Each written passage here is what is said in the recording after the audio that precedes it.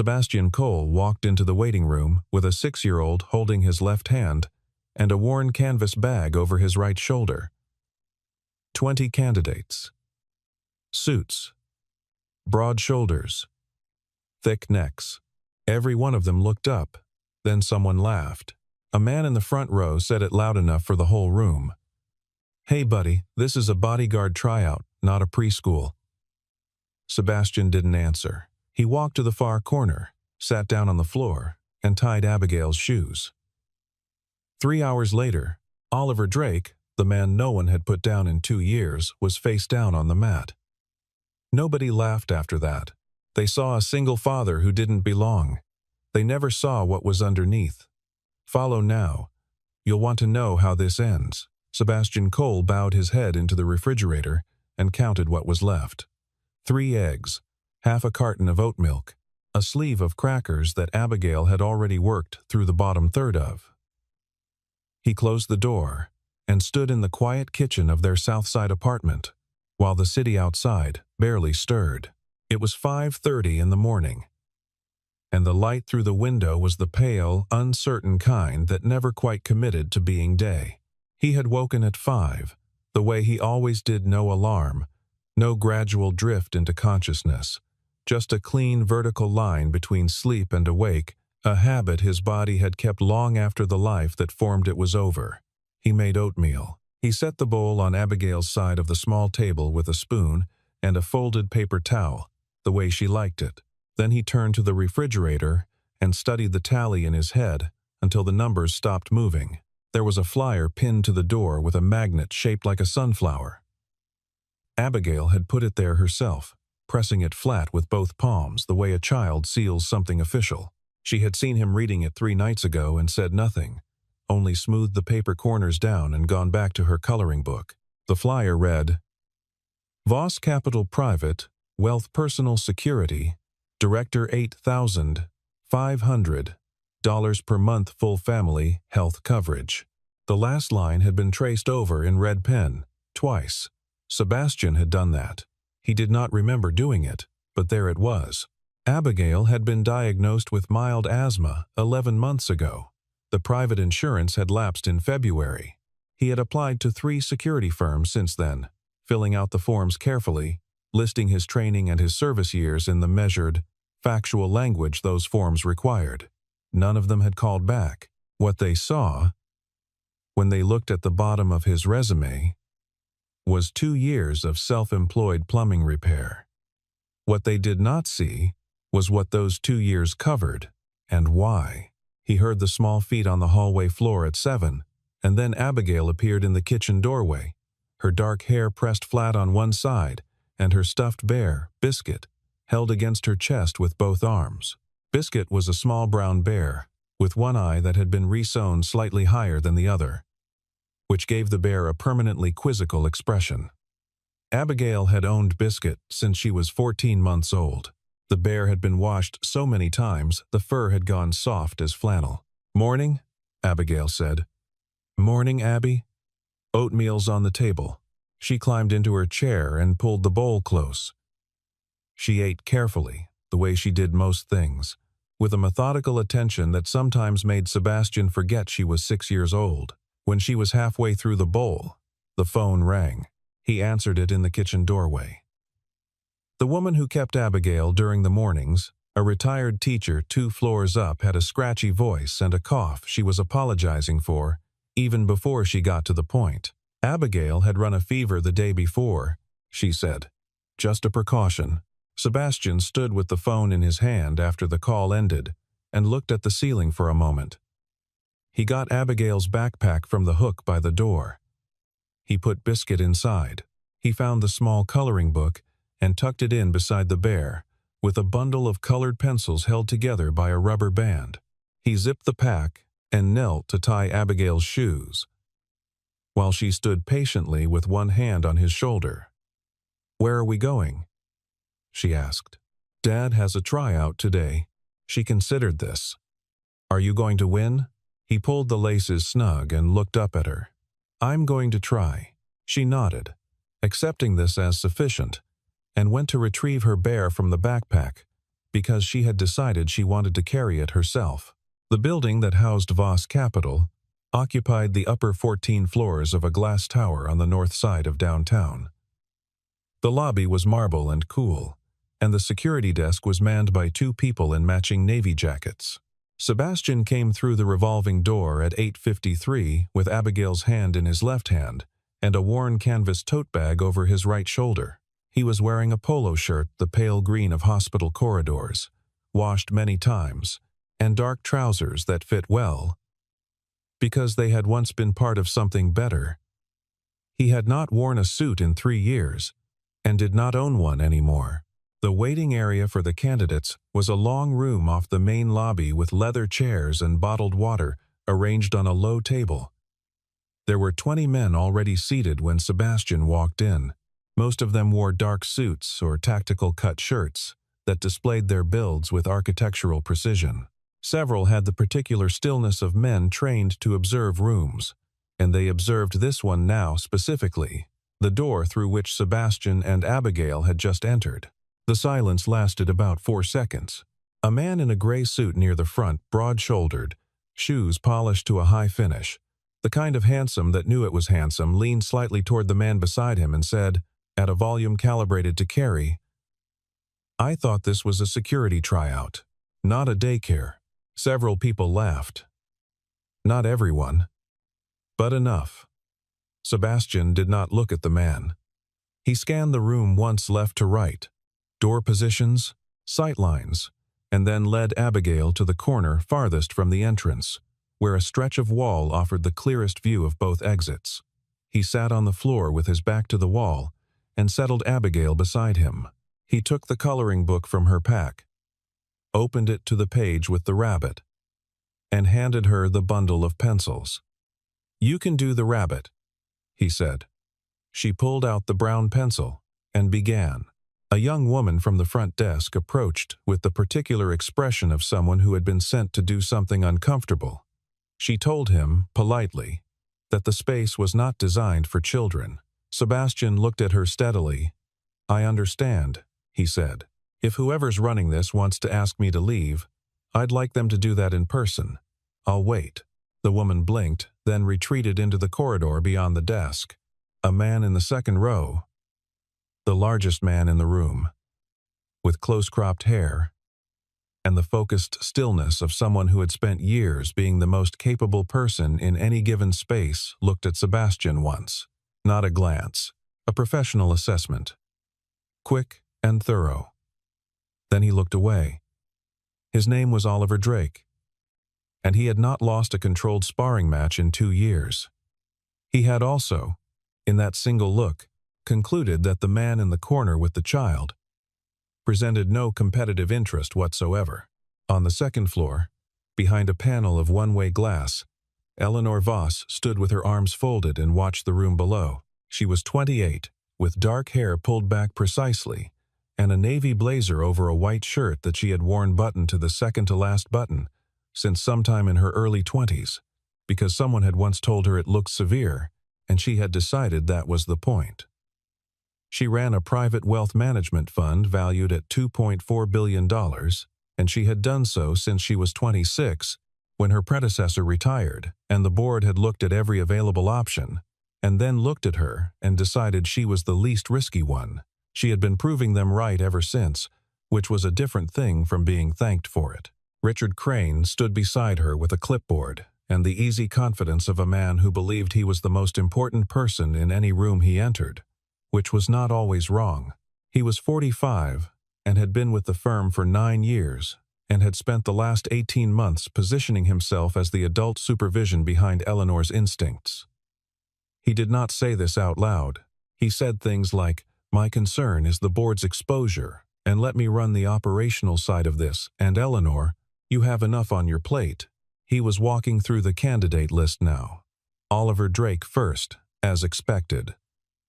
Former Marines, amateur combatives record, exemplary background. He recommended shortlisting 5 candidates and accelerating to practical evaluation. Eleanor was looking at the corner of the room, specifically at the man sitting on the floor with a child, pointing at something in a coloring book that made the child tip her head and smile. "The man in the corner," she said. "What does his file say?" Richard scrolled. Sebastian Cole. No recent professional security experience. 2 years of independent contracting in building maintenance and repair. Prior to that, there are some gaps. Possible data entry issues. "Possible," Eleanor said. "You want to cut him?" "I can have someone." "No," she said. "Leave him in." Richard made a note on his clipboard, with the expression of a man filing something under things to revisit later. Eleanor turned back toward her desk. She did not explain herself. She rarely did. The first evaluation round took place in a third-floor conference room. Colonel Webb, a retired Army officer who consulted for the firm on security matters, distributed a printed scenario to each candidate. A principal exiting a hotel, while 3 vehicles created a rolling block on the primary route, eastern egress compromised. 4 minutes. Write your response. The room went quiet, except for the sound of pens. Matthew Briggs, the gray suit, the polished shoes, wrote quickly and read his answer aloud when time was called. It was correct. Textbook. Delivered with the ease of someone who had done well in school and knew it. Several people nodded. Matthew caught their nods and collected them. Oliver Drake wrote 6 lines and turned his paper over and waited. Sebastian wrote. He wrote his initial response in the first 2 minutes, then spent the remaining time drawing a small diagram in the upper corner of the page 3 angles, 2 fallback positions, a note about wind direction affecting auditory surveillance on the eastern side, a secondary variable about whether the block vehicles had commercial or private plates, and what that implied about coordination level. Colonel Webb moved through the papers at the end. He paused at Sebastian's. He read it twice. He placed it face down on the desk and moved on without comment, but he placed it differently from the others. Sebastian noticed. He did not react. Abigail, meanwhile, was in a small side room off the main corridor, where Grace Kim, Eleanor's personal assistant, 27, with the calm efficiency of someone who had decided very early to be indispensable, had offered to sit with her while the evaluations continued. Abigail accepted this arrangement with characteristic gravity, spreading her coloring book on the low table and beginning a new page. After a while, she looked up at Grace. "Is my dad good at his job?" she asked. Grace thought about this carefully. "I'm still finding out," she said. Abigail nodded and went back to her coloring. "He's good at most things," she said, as a clarification, not a boast. The physical assessment ran in the basement gym-timed run, pull-ups, load carry across 40 meters, reaction speed test on an electronic console. Sebastian placed 6th in the composite. Matthew Briggs placed 3rd, Oliver Drake placed 1st, and neither of them was breathing hard at the end. When the reaction speed console cycled through its sequence, a light panel that flashed in irregular intervals and required the user to strike the corresponding pad, Sebastian registered a response time of 0.19 seconds. The technician running the board looked at the number. He cleared the console and ran it again. The result was 0.19 seconds. He wrote it down without saying anything, then stared at his clipboard for a moment longer than was strictly necessary. Matthew noticed the pause. He looked at Sebastian across the room. Sebastian was already moving toward the water station. Matthew said nothing, but his expression had changed slightly the way a room's temperature changes before weather arrives. The combat evaluation was last. Colonel Webb explained the rules in the basement gym, while the remaining 12 candidates stood in a loose arc. The objective was control, not damage, contain, and neutralize a simulated threat. Points for technique, economy of movement, time to resolution. Oliver Drake would serve as the evaluation anchor, rotating through challengers.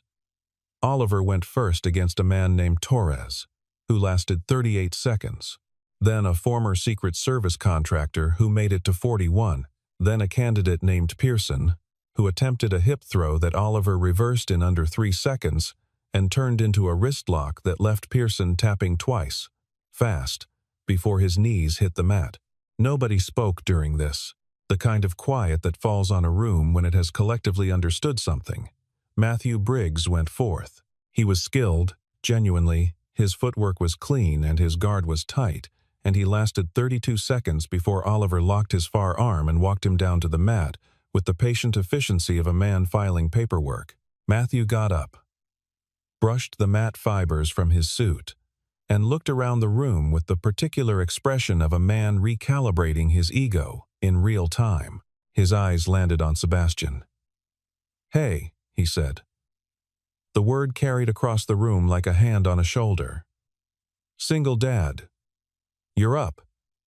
Or did you want to go home and pick up your kid first?" A few people laughed. Fewer than before. Sebastian set down his water bottle. He walked onto the mat.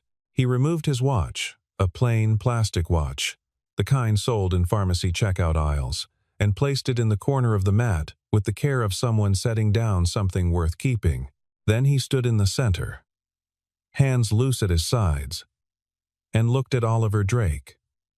Oliver approached from Sebastian's right, which was where he always started. He was 6'2" and 215 pounds, and he moved with the economy of a man for whom physicality had long since become fluent. He came in for a rear collar tie, the kind of entry that let him read resistance before committing to a takedown. His hands found their position, and he began to feel for the response. Sebastian's left shoulder dropped a 1/4 inch. It was not a flinch, it was a redirect. Oliver's trailing arm, the one he used for leverage, suddenly had no leverage because the shoulder it was pulling against had dissolved out of its expected position.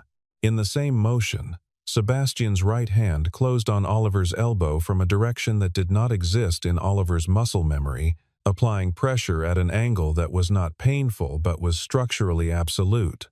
Move, or something breaks. Oliver's instinct, trained across thousands of hours, told him to rotate his core and drive forward, to use his weight.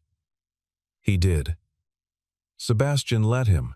Specifically, he let Oliver's forward momentum carry Oliver past Sebastian's centerline, which was a small thing to permit and had enormous consequences, because once a man of Oliver's size committed his weight in a direction and found no resistance, he was briefly, entirely, somewhere he had not planned to be.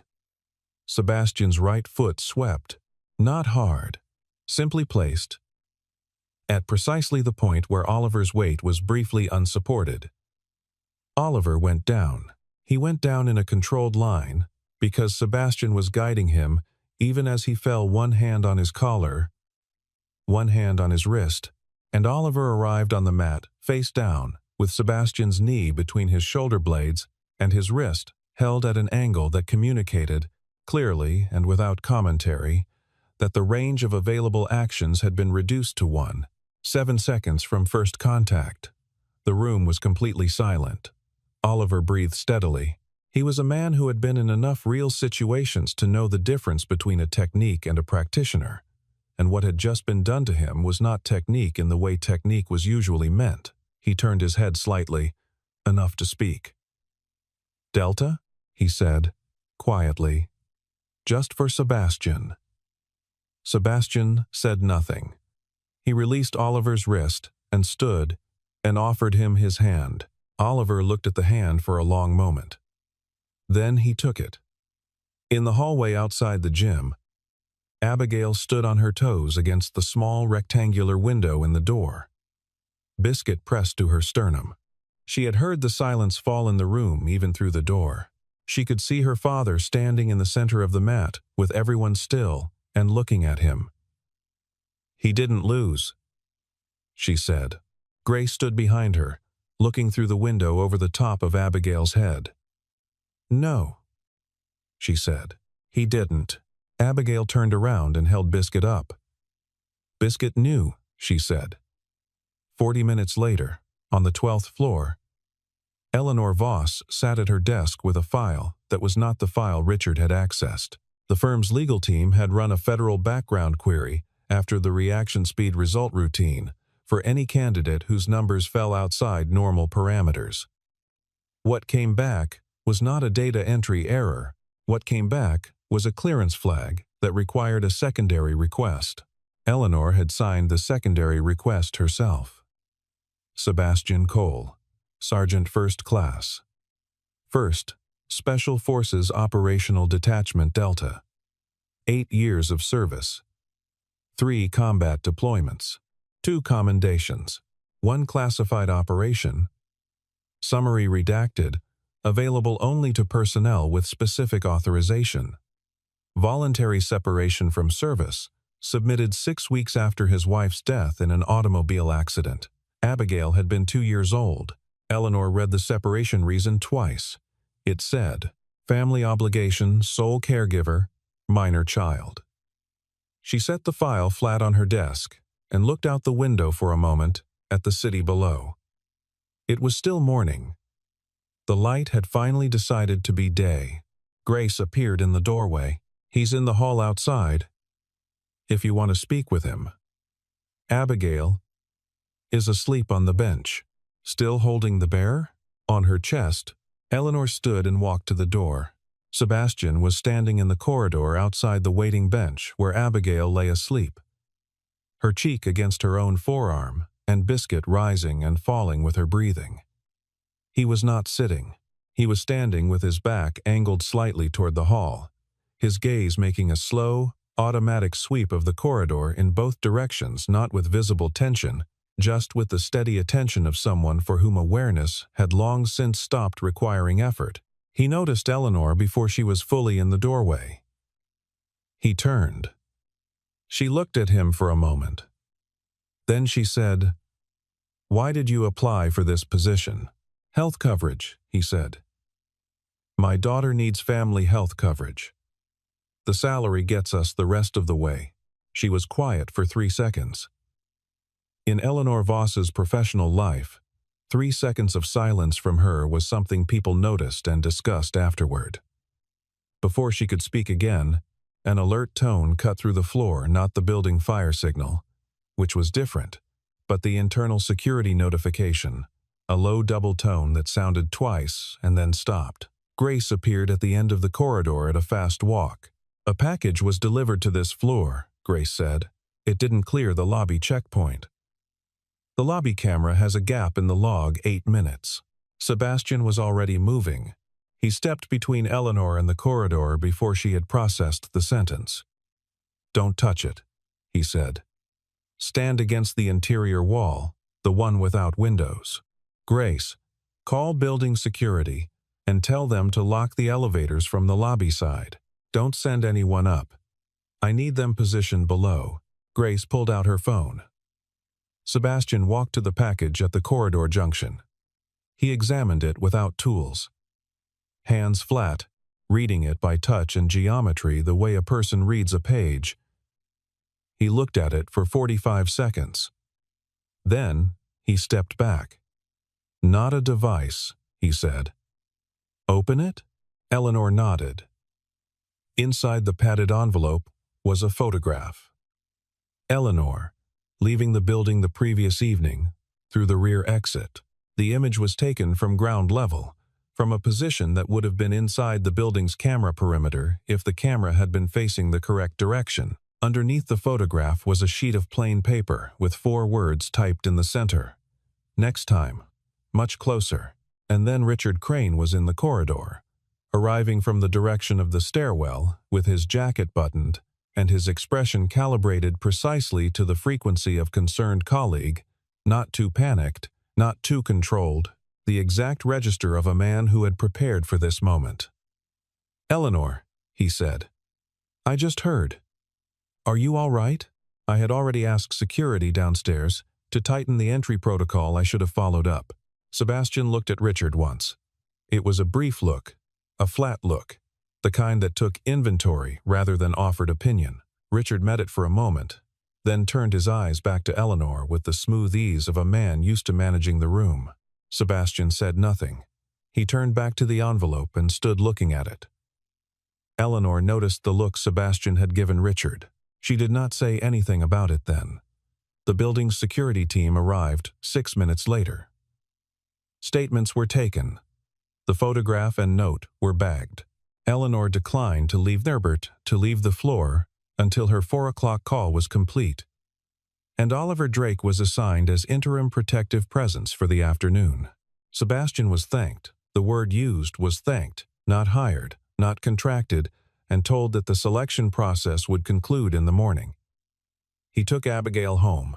She had woken on the bench when the security team arrived and was now fully alert, holding Biscuit and watching the uniformed people move through the corridor. With the careful attention of a child who understood something important was happening, but not what. In the elevator, she looked up at Sebastian. "Did something bad happen? Someone sent a letter they shouldn't have sent," he said. "Working on it." She took his hand, and they rode the rest of the way down in silence. He parked the car in the building's basement level at 7:45 that evening, the same structure, because the plumbing supply run he had used as his reason for returning was real enough, a delivery he'd been waiting 3 days for. He had Abigail asleep in the back seat with Biscuit, and a blanket he kept folded in the rear footwell for exactly this circumstance. He locked the car and stood outside it for a moment. Then he walked the perimeter of the parking level. He noticed the camera on the eastern support column on his second circuit. He had clocked it on the first pass as well, but needed the second pass to be certain. The camera bracket had been adjusted, not replaced, adjusted by approximately 15 degrees. It was a small change, the kind a maintenance worker could accomplish in under a minute with a hex key. The change created a blind zone approximately 12 feet wide, centered on the primary elevator bank. Sebastian stood in the blind zone and looked at it from the inside. He called Grace. At 9:47, Eleanor crossed the lobby with Oliver Drake behind her and took the elevator to the parking structure. Oliver's vehicle was on level 2. Eleanor's driver was on level 3. They stepped out of the elevator on level 2, and Sebastian was already there, leaning against a concrete column with his arms folded and his eyes on the far end of the row.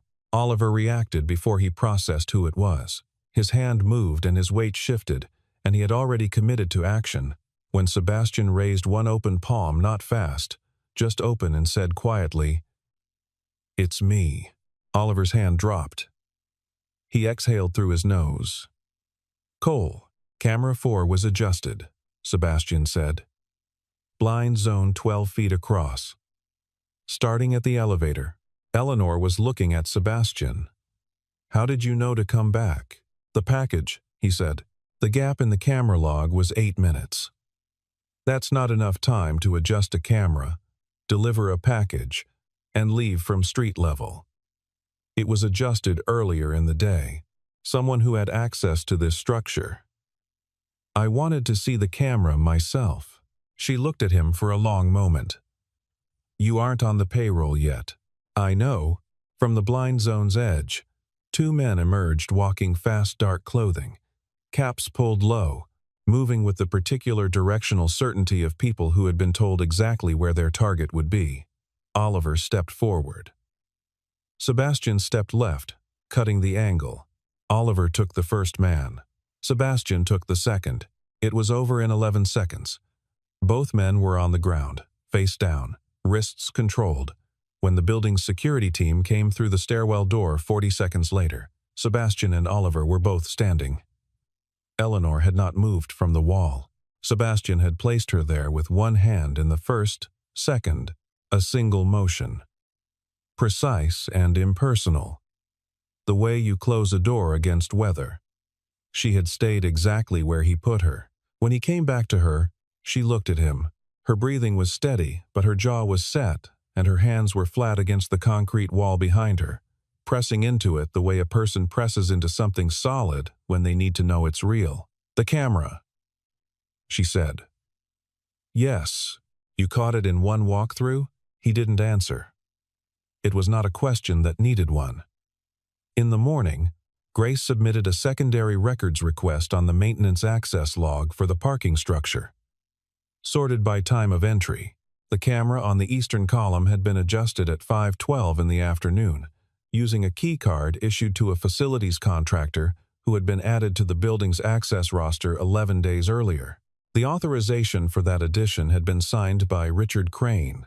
Eleanor asked Grace to look further. It took Grace until afternoon. The contractor's payments, 3 of them, spaced across 2 months, originated from a holding company registered in Delaware. The holding company shared a mailing address with a private acquisition fund that had made 3 separate offers to purchase Voss Capital in the past 14 months.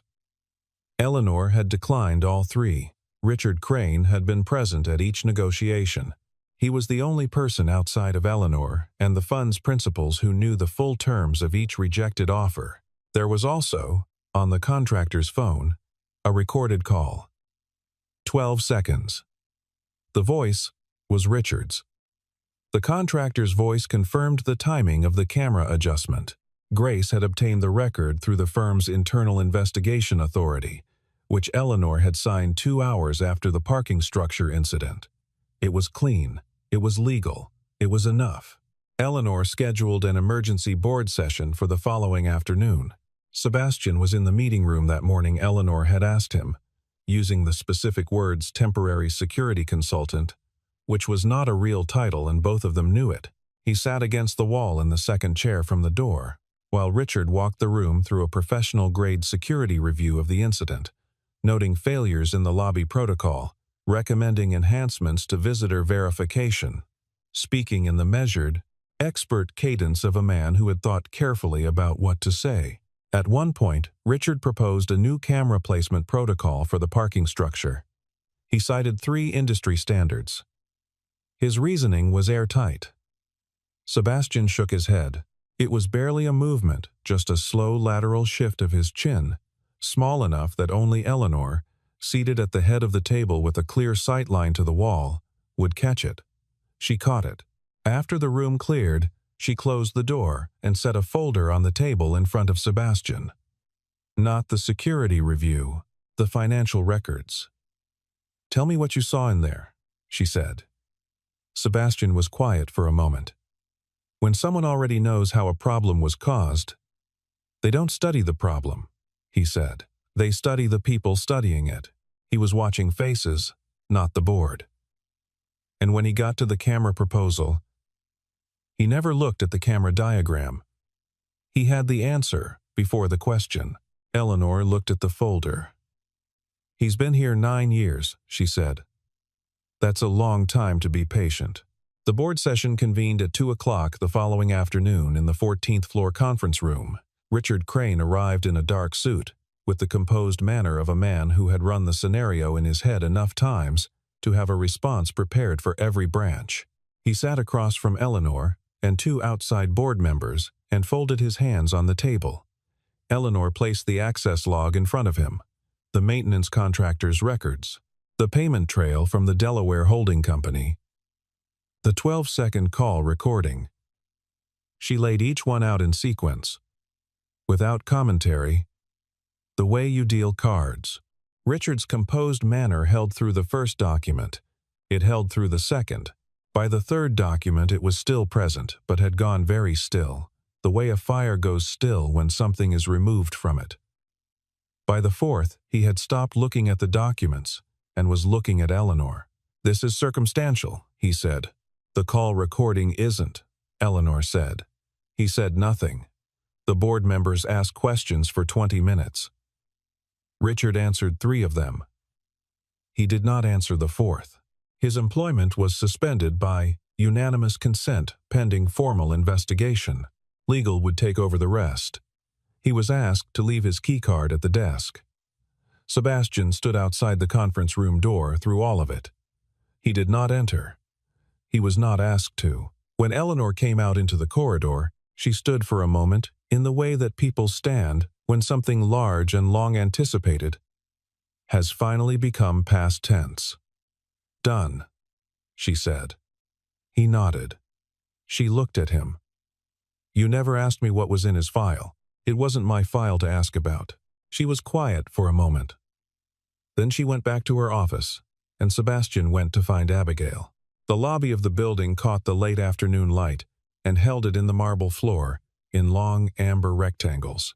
Sebastian came off the elevator with his canvas tote over one shoulder and found Grace and Abigail already there. Grace had picked Abigail up from the care center 2 blocks over, a thing she had volunteered for that morning with no particular ceremony.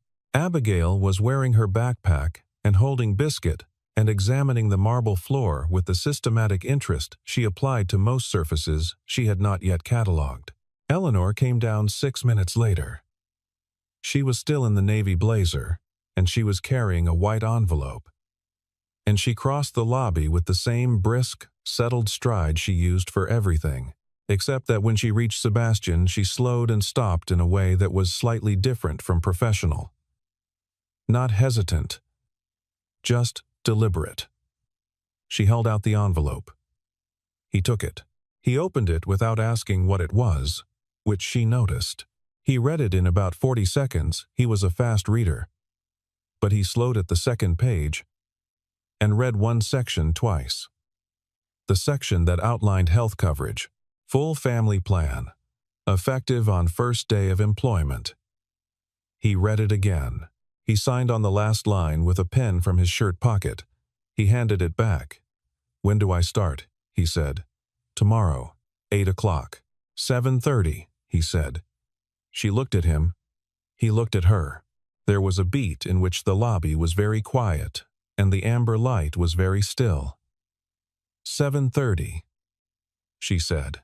Abigail had been watching this exchange from beside Grace with Biscuit tucked under her chin, tracking the conversation the way she tracked most things quietly, completely, missing nothing. When Eleanor turned toward the door, Abigail took 2 steps forward. "Excuse me," she said. Eleanor stopped and looked down. "Are you going to be nice to my dad?" Abigail asked. She asked it the way 6-year-olds ask things. Directly, without softening, as a genuine request for information. Eleanor looked at her for a moment. Then she crouched, not the performance of crouching, not the adult pantomime of getting low, but genuinely down, so that she was at eye level with Abigail's eye level, and the difference between them was nothing. "I'm trying to be," Eleanor said. "I'm still learning how." Abigail considered this answer with the seriousness it deserved. Then she lifted Biscuit and held the bear out in both hands. "You can hold Biscuit for a minute," she said. "Biscuit helps when things are hard." Eleanor took the bear. It sat in her hands small, worn soft, the re-sewn eye looking up at her with its permanent question. Her fingers closed around it slowly. Sebastian had turned away. He was looking at the revolving door, at the city outside, at the cars and the people and the ordinary motion of a Thursday afternoon. His jaw moved once. He stood there for a moment and did not let anyone see his face. Eleanor handed Biscuit back carefully, with both hands. "The way you return something that belongs to someone." "Thank you," she said. Abigail took the bear and nodded, satisfied. She went to Sebastian's side and took his hand. Eleanor stood and looked at the two of them for a moment in the amber light. 7:30, Sebastian said again, without turning around. 7:30, Eleanor said. They walked out through the revolving door into the afternoon. The 3 of them, father, daughter, bear, and the city, did what it always did, which was continue. Nothing on the street had changed. Nothing visible, anyway. But in the lobby behind them, Eleanor Voss stood alone for a moment, with her arms at her sides, looking at the revolving door still settling from their passage, and she did not move toward her car for a little while. Sebastian Cole had walked into that building in the early morning, with a child on his arm, and nothing to prove except the one thing that never fit on a resume. That the shape of a man's life, the weight he carries quietly, the reasons he still shows up, these are not separate from his competence. They are the source of it. He had spent 2 years invisible by choice, building something small and steady out of the wreckage of the life before. Now he had signed a piece of paper that said he could keep doing that and do something else at the same time.